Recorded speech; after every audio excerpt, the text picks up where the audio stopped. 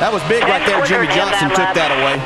Carl Edwards was going to get to the outside of him, have a chance to make the pass. Still might get him right here. Here he comes, digging up off the corner. Turn 2, half a lap away from the checkered flag.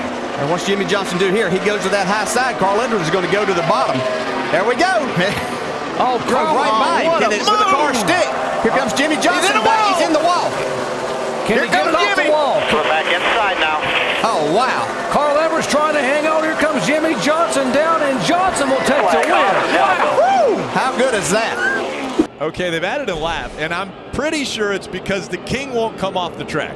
Richard Petty has stayed out on the track again, and I think he was supposed, it was an honorary position, but I think he's taking this seriously now. He wants to stay out there and run with these guys. Rick, you going to tell him to come off? I'm not going to tell him to come off. I didn't think so. It's good to be the King. It's good to be the King. Oh, you can't black flag the 43. The King is having fun. And, yep, sure enough, they did. They gave the King the black flag.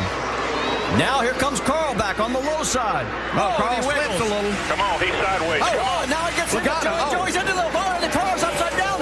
On this side is Clint. Yellow's out, yellow is out, yellow is out. Wallace gets into it. The 14 of Bliss gets into it.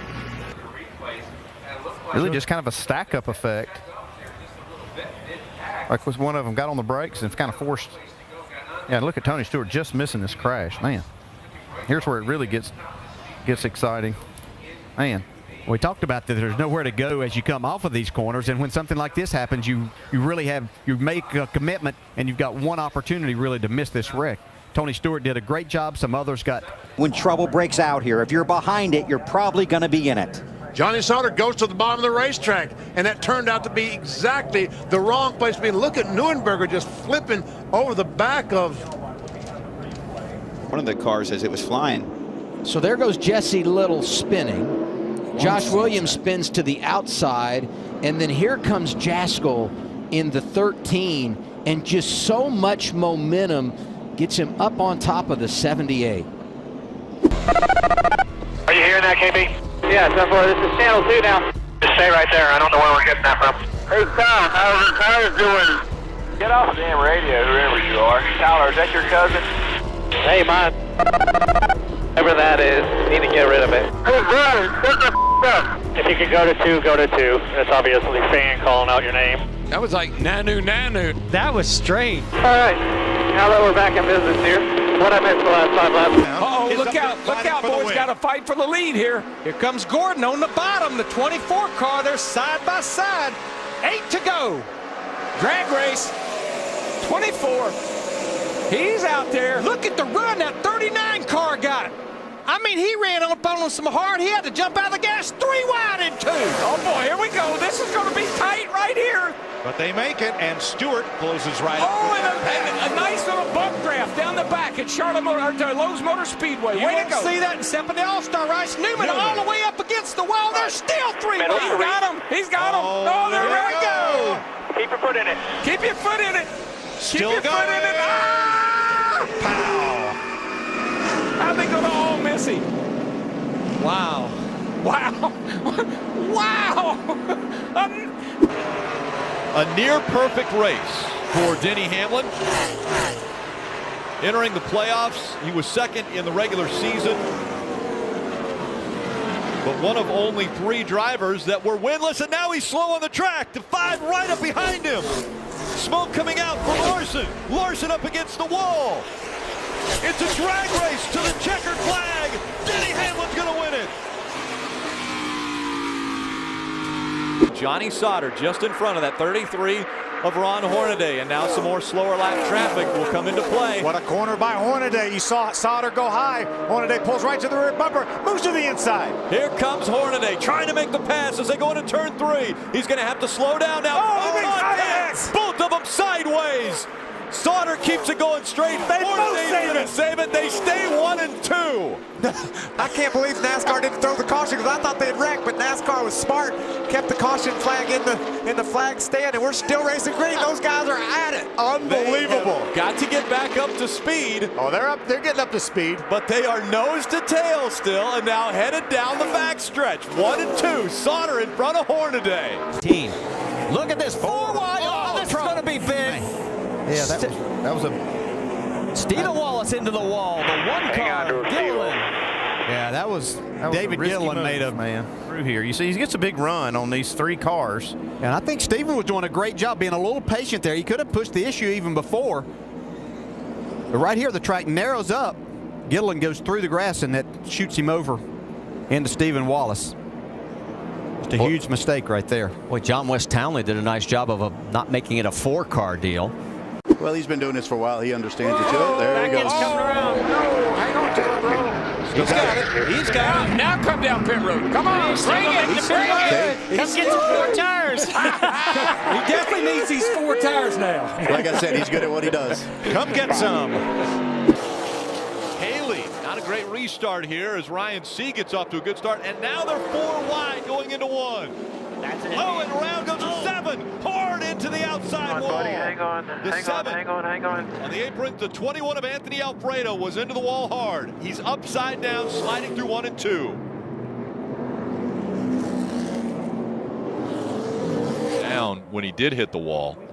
Take another look. Here's the 18 of Riley Herbst. He gets into him. Both of those young drivers are having good nights tonight.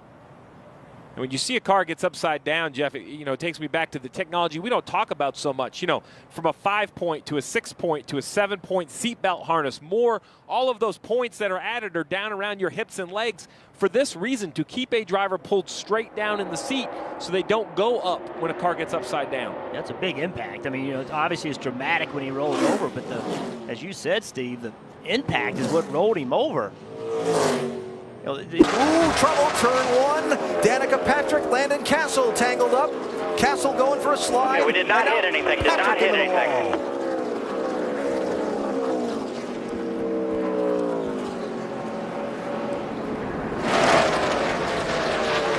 Or maybe there's more to it. This is off turn 4.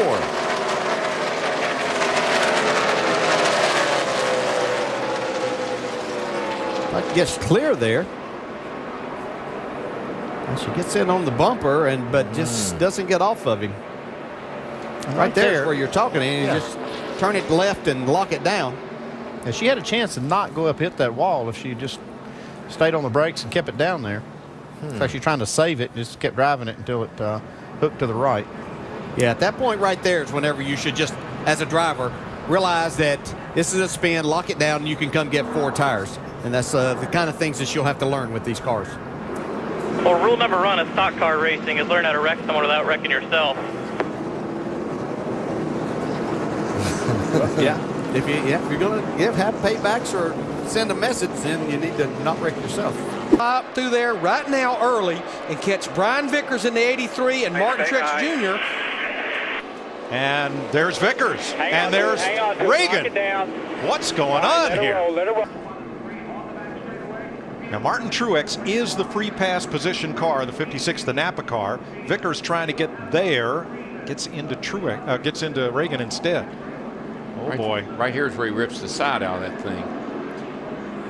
All that blue foam, if you remember, Jeff Hammond in the pre-race talked about that energy absorbent foam in the left and right side. That's what you saw flying out of there.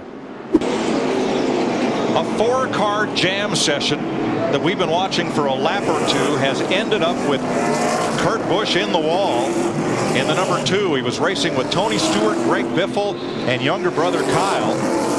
That was predictable.